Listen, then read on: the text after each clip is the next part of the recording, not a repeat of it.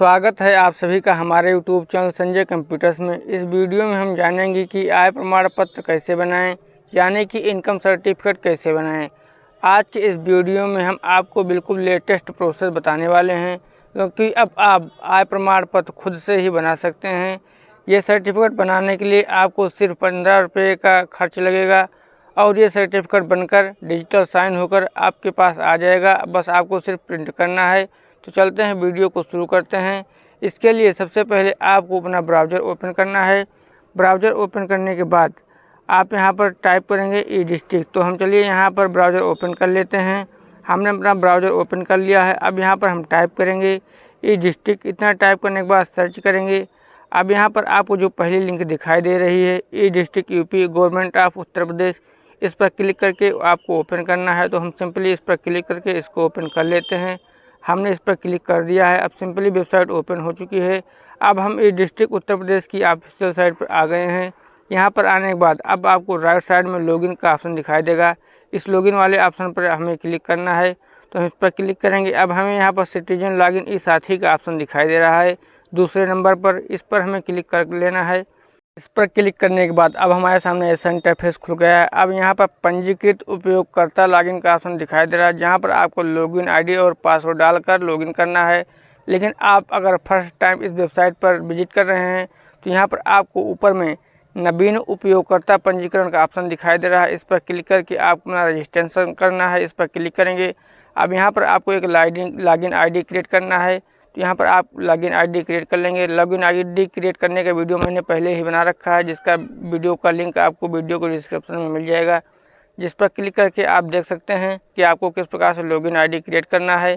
तो हम यहाँ पर लॉगिन आईडी क्रिएट कर लेंगे। फिर से होम पेज पर आएंगे। यहाँ पर सिटीजन लॉगिन ई साथी का ऑप्शन दिखाई दे रहा है, इस पर फिर से क्लिक करेंगे। अब यहाँ पर पंजीकृत उपयोगकर्ता लॉगिन का जो ऑप्शन दिखाई दे रहा है, यहीं पर नीचे हम लॉगिन आईडी और जो पासवर्ड हमने बनाया है वो दोनों चीज़ें हम यहाँ पर इंटर कर लेंगे। दोनों चीज़ें इंटर करने के बाद यहाँ पर आपको नीचे जो कैप्चा दिखाई दे रहा है उस कैप्चा कोड को यहाँ पर फिल करेंगे। उसके बाद जो सबमिट बटन का ऑप्शन दिखाई दे रहा है, इस पर हम क्लिक कर लेंगे। इस पर क्लिक करने के बाद हमारे सामने ऐसा इंटरफेस खुलकर आ जाएगा। अब हमें यहाँ पर लेफ्ट साइड में आना है। यहाँ पर आवेदन पत्र प्रमाण पत्र सेवा का ऑप्शन दिखाई दे रहा है।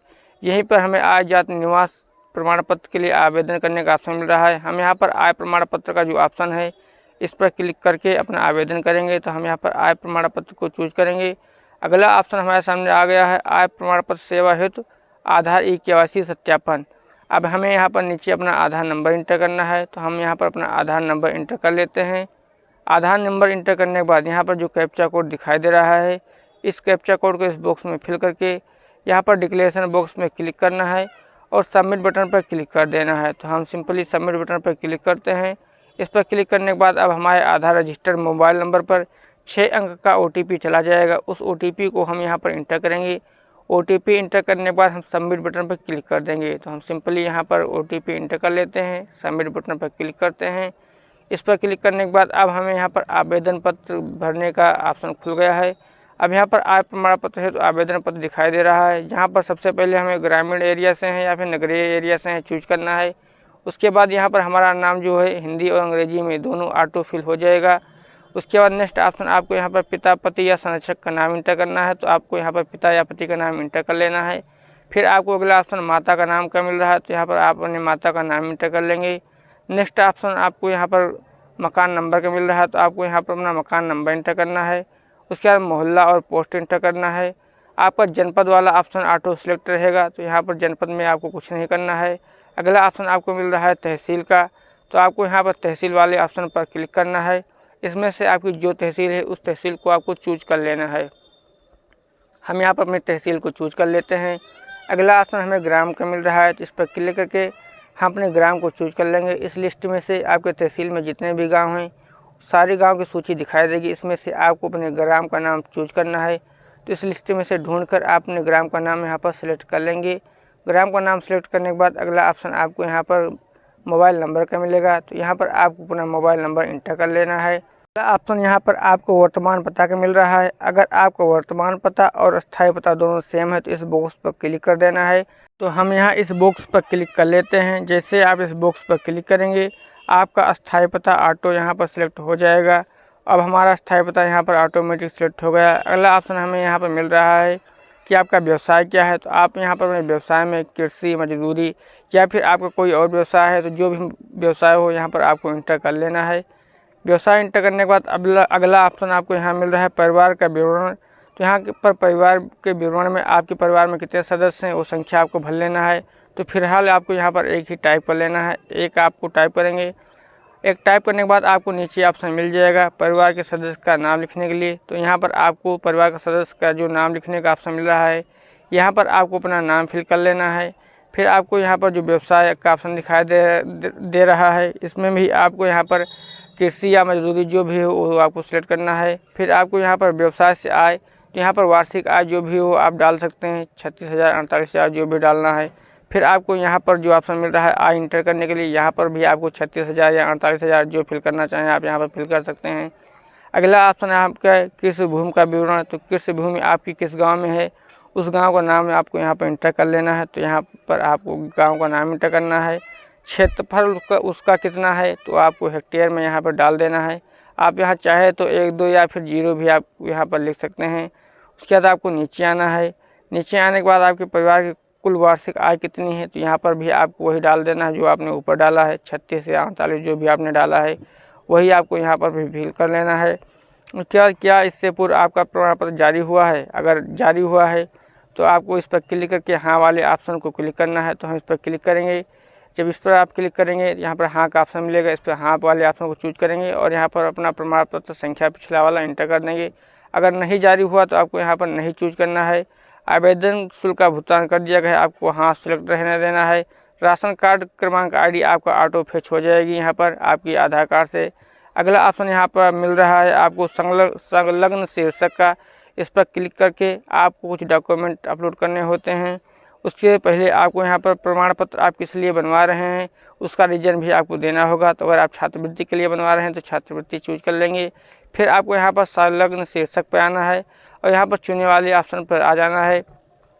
अब यहाँ पर आपको कुछ चीज़ें अपलोड करनी होती हैं जैसे फ़ोटो, घोषणा पत्र और आईडी में आप आधार कार्ड दे सकते हैं। तो यहाँ फ़ोटो वाले ऑप्शन को चूज करेंगे। आपने फ़ोटो यहाँ पर से अपलोड कर सकते हैं।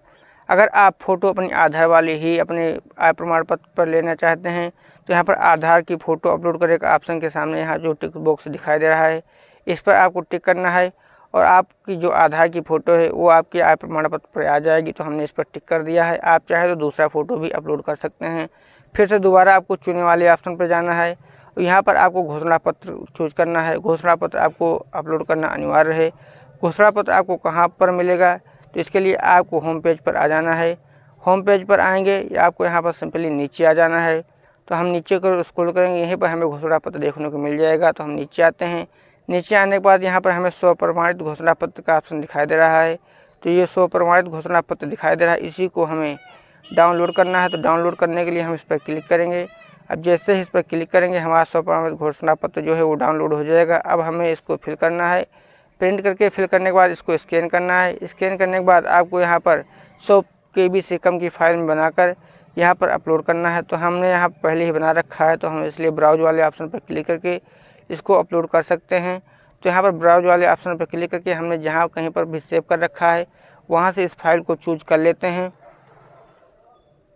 तो हमने जहाँ पर सेव कर रखा है उस पर क्लिक करेंगे। उसके बाद ओपन बटन पर क्लिक करके इसको ओपन कर लेंगे। उसके बाद अपलोड का ऑप्शन जो सामने दिखाई दे रहा है ग्रीन कलर पर, इस पर हम क्लिक करेंगे। अपलोड पर क्लिक करते ही थोड़ा सा वेट करेंगे और हमारा घोषणा पत्र जो है वो नीचे अपलोड हो जाएगा। यहाँ देख सकते हैं जो फाइल आप अपलोड करते जाएंगे वो नीचे शो होती जाएगी।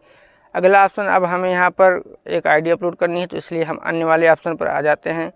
अन्य वाले ऑप्शन पर आएंगे, फिर उसके बाद राइट साइड में हमें संलग्न शीर्षक का नाम लिखना है कि आप यहाँ पर क्या अपलोड करना चाहते हैं। तो हम यहाँ पर आधार कार्ड लिख लेते हैं।